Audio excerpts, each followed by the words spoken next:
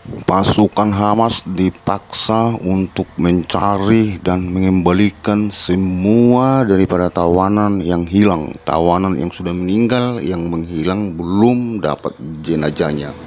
Jadi mereka itu sudah sempat menandatangani bahwa perjanjian damai kemarin yang diusulkan oleh Amerika Serikat bahwa Israel akan mengembalikan tawanan dan begitu juga Hamas mengembalikan tawanan, dan jumlah tawanan itu sudah disepakati 1 banding 60 biji ya, 1 banding 60 orang lah ya tawanan itu. Jadi sudah disepakati dan semuanya itu akan dikembalikan sekalipun sudah tinggal jasad, rangka dan tulang belulang.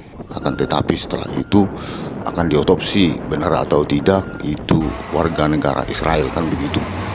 Setelah terjadi kesepakatan itu dan kedamaian pun tercipta dan pertukaran pun diadakan, ternyata Israel mengembalikan daripada tawanan yang sudah ditawan daripada pihak Hamas, dan Hamas juga mengembalikan tawanan itu. Akan tetapi tawanan yang meninggal tidak dikembalikan, hanya yang hidup saja.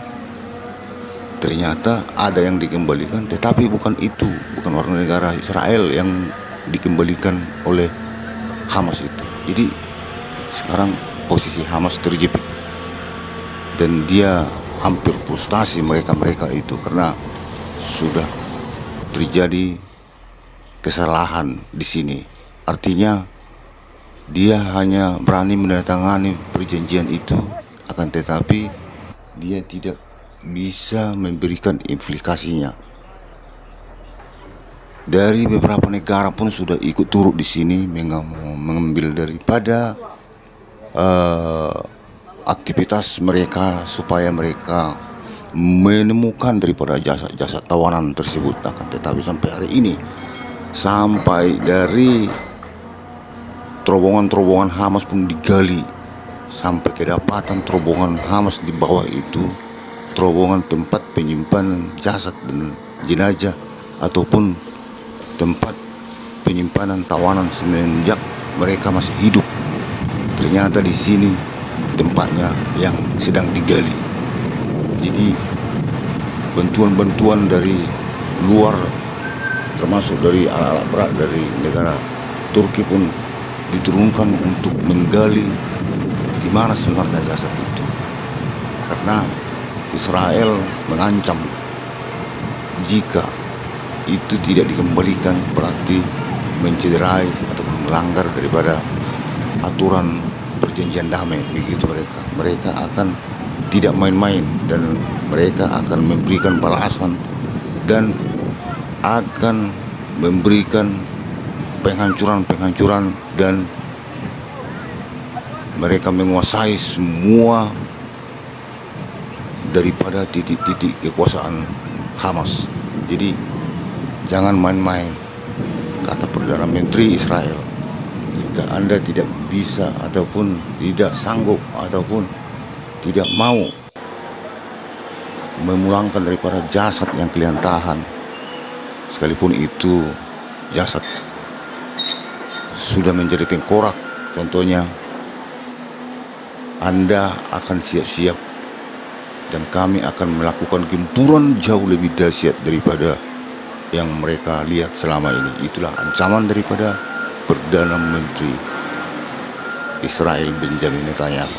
Jadi saat ini mereka bekerja keras, mereka berusaha mencari jangan sampai dari kata-kata Perdana Menteri Israel ini terjadi, karena mereka paham dan mengerti. Sekali bicara Perdana Menteri Israel ini, apa yang dikatakan dia tidak pernah bohong dan tidak pernah dia hanya menggertak. Memang itu pasti terjadi. Jika dia mengatakan A, memang A yang terjadi. Jadi mereka ini ketakutan sekarang. Karena apa?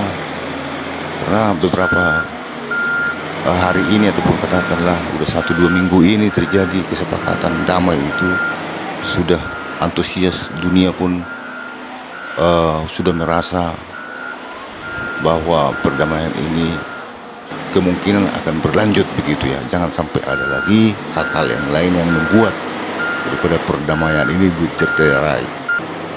Dan masyarakat Gaza pun sudah artinya boleh merasakan begitu kedamaian itu tercipta di sana karena mereka sudah bisa mendapatkan bantuan-bantuan untuk makanan sehari-hari begitu. Akan tetapi inilah yang ditakutkan dunia sekarang. Apakah Hamas ini main-main atau bagaimana?